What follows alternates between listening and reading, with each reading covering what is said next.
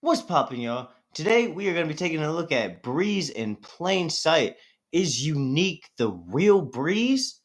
Y'all let me know in the comment section what you think. If you enjoyed the video, like, sub, but you already know before you sub to me, you gotta go sub to Rudy P Magic. You already know, bro, be so consistent, putting out some of the greatest content we talk about. I mean, fuck, give him a sub, give him a like. I wish we could give niggas virtual high fives in this bitch, but anyway. Oh. Ghost of the Movie Bot! Movie Bot to go, bro. Yo, can we get Movie Bot and Mark Dark in an episode of Power? Like, I've been saying that shit. Please. Please. Like, bro, there'd be nothing crazier than that nigga Movie Bot going, oh yeah, nigga, get down. Like, with a fucking pistol in a nigga's mouth? Sorry, Mara. I scared my dog. Anyway, let's boogie. Hey, welcome back, guys. Yeah. The conclusion of Raising Kanan's second season has presented plenty of lingering questions amongst the fandom. One in particular speaks to the true role of Neek in Kanan's origin epic. The young magnetic hustler was once thought to be strictly the main antagonist of Kanan's mother, Rock. However, since the credits have rolled in 210, that couldn't be further from the truth, leaving innumerable possibilities for Neek's forthcoming status in Season 3 and beyond. In today's video, we'll be exploring if Unique is actually Breeze hiding in plain sight and provide predictions and analysis throughout. Before we begin, be sure to hit the like button, subscribe, and bell notification to immediately receive these videos. I think it's only appropriate. I think that Unique is gonna rebrand himself because he said it himself. The name Unique is dead. I mean, Rock's name is dead too, but it's different. It's Rock. But y'all let me know in the comment section because I think it only makes sense for Unique to be Breeze. I don't think it's D-Wiz's brother. I definitely don't think it's Famous. Like, I mean, for anybody saying Famous, put the fucking Rock down! God, I gotta quiet down. I'm really scaring my dog. And then also, I don't think it's Symphony. There was somebody else they thought it was. It was Famous, Symphony, D-Wiz's brother. There was somebody else, but nigga, it's Unique, bro. It's Unique, all right? Let me know who you think Breeze is in the comment section. Or maybe we haven't even been introduced to him yet. I really don't know.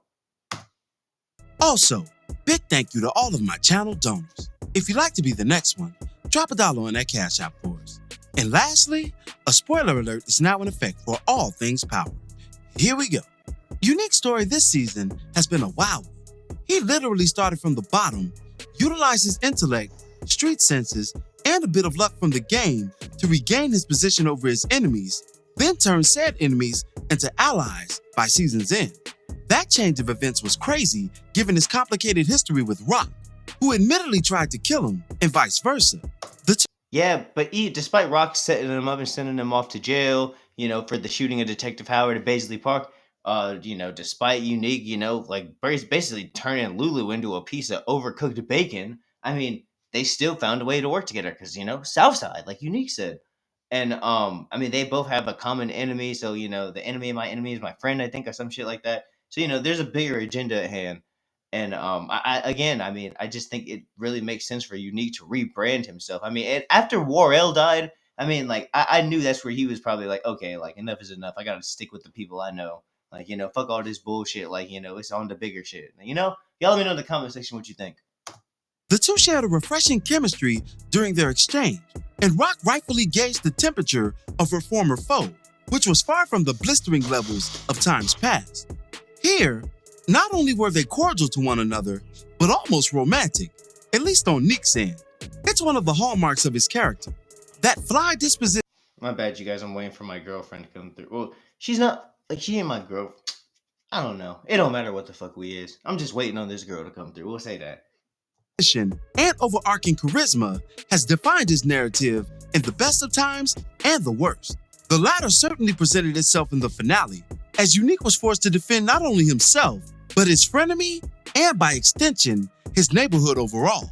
The Southside quote that left his mouth in the climax of the episode compelled him to protect his honor in the face of a foreign enemy, even if it meant rendering aid to a former, more protracted one. Unique is Southside to the core, and it's one of the many reasons that he's elevated to the coveted status of fan favorite among the Power fanbase.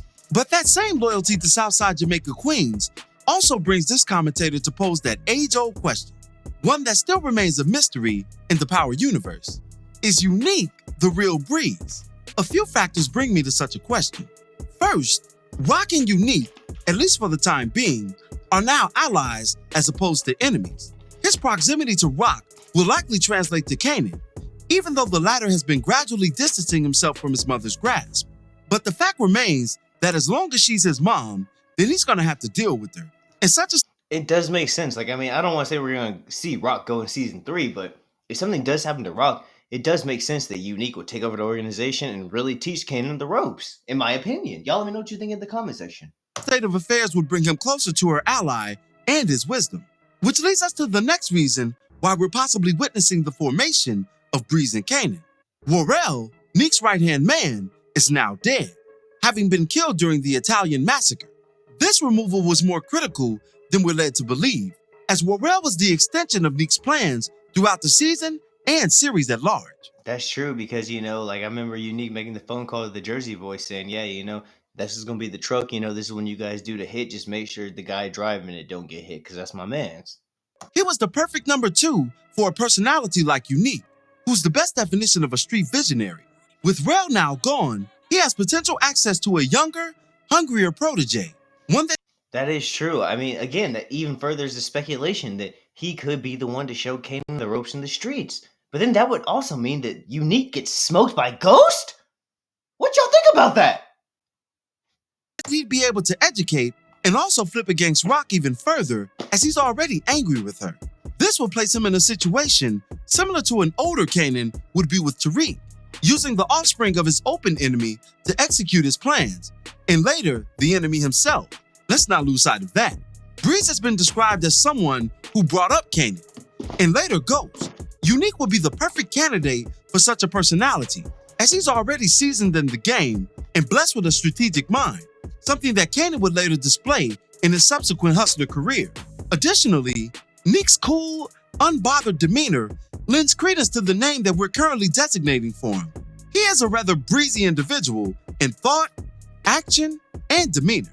He exudes such qualities with every second on screen. Yeah, because there's no. I mean, do y'all think Famous is Breeze? Yeah, like when I think of Breeze, I think of the dude in like the blue tuxedo at the fucking winter formal. Not bro. Famous would show up to the winter formal in cargos. I mean, just look at Rock's face during this exchange. Nigga could have definitely pulled her, and still might. Oh, yeah. Neek would be the perfect mentor to a young, hot-headed Kanan trying to usurp his mother's control and influence over him. He would provide a brand of tutelage that helped Kanan nearly overthrow his enemies in adulthood by... Yo, just gotta give Joey Badass a quick shout out too, because bro is playing the shit out of Unique. I mean, god damn! I mean, yo, Joey Badass actually makes some pretty good music, so I'm not gonna tell him step out the booth, but I mean, yo, bro, put the mic down and make sure you just in front of the camera, because my nigga, you looking like the Black Leonardo DiCaprio! By posing as a friend, assuming that Neek is doing the same with Rock at this current moment.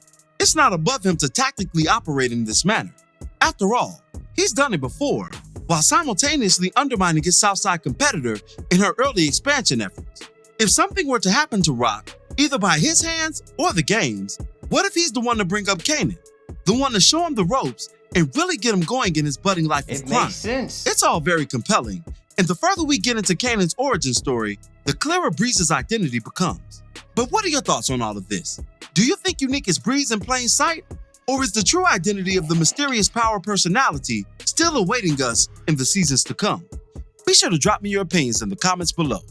As always, I thank you for watching today's video. If you liked today's video, go ahead and drop. Alright, let's go ahead and give him a like. And don't you guys forget to sub to Rudy P Magic. If you enjoyed the video, like, sub to MovieBot, hit, matter of fact, spam Courtney Kim. Be like, we need Mark Dark and MovieBot in an episode of Power. I don't care what book it is, but we need them niggas, alright? Like I said, there would be nothing more satisfying than seeing MovieBot with a fucking gun shoved in somebody's fucking forehead talking about, alright now, if you don't give me the fucking money, I'm gonna take that shit, nigga! But yeah, I don't know. But like the video. Enjoy. If you did. So, MovieBot! Please be in power. That's all I want, bro. Bro, what if movie about pulled a gun on Jannar? You know? I mean, what if that nigga fucking Mark Dark caught that nigga Kane in a dark alley, pulled out a fucking Glock and said, all right, hey, come here, Kane. Come here, nigga. He's like, huh? Kane turned around. Is that movie about? Bow! Pistol whipped! I don't know. I mean, bro, that's just what I want. Courtney Kemp probably don't even know I exist. She probably see me like, who's that nappy headed nigger with that barbecue sauce stain on the side of his face? You know? Oh fuck, I forgot you guys don't like when I say that. Fuck, I'm getting out of here. Bye guys.